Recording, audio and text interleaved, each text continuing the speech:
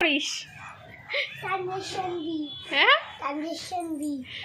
আচ্ছা, সব জানিস? ঠিক আছে, তোর ভিডিও দেখতে পাবি। ঠিক আছে, ঠিক আছে, যা। আচ্ছা। Hello guys, welcome back to my channel PK Chilki vlogs. তো চলে এসেছি নতুন একটা ভিডিও নিয়ে সরস্বতী পুজোটা তোমাদের সাথে শেয়ার করতে।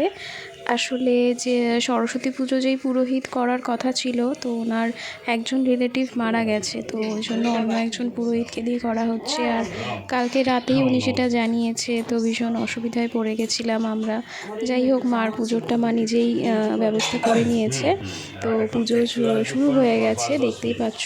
মা সেই ভোর 5:30টায় উঠেছে, আমিও 6টায় উঠে গেছি, দিয়ে একটু মাকে হেল্প করে দিয়েছি। আজকে সরস্বতী পুজোর সাথে সাথে রাধাকৃষ্ণেরও আমাদের প্রতিষ্ঠা হবে। আর এই দেখো, এইদিকে একজন বিচ্ছু চলে এসছে, ওর হাতে খড়ি হবে। তো হচ্ছে হাতে খড়ি, দেখতেই পাচ্ছ। খুব কিউট আর খুব ট্যালেন্টেড, ওর কথা শুনলেই বুঝতে পারবে তোমরা। হ্যাঁ, বইয়ের ভেতরে।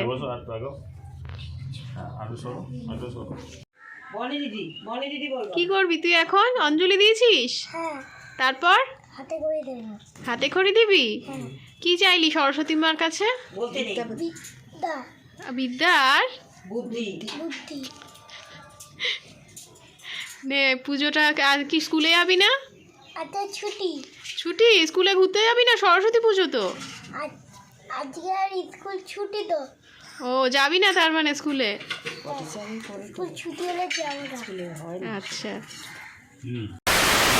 আগেই বলেছিলাম তোমাদেরকে যে আজকে রাধাকৃষ্ণের প্রতিষ্ঠা হবে, তো সেটাই দুগ্ধাভিষেক হচ্ছে এখন। তোমরাও দেখো, ভালো লাগলে ভিডিওটা অবশ্যই like, share, comment and subscribe করে দিও। যারা নতুন দেখছো তারা অবশ্যই সাবস্ক্রাইব করে দিও। তো চলো, দেখতে থাকো পুরো ভিডিওটা।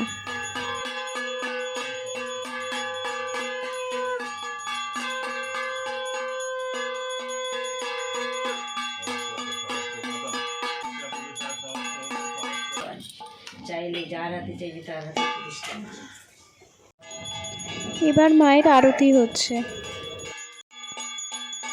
এইবার যজ্ঞ শুরু হচ্ছে।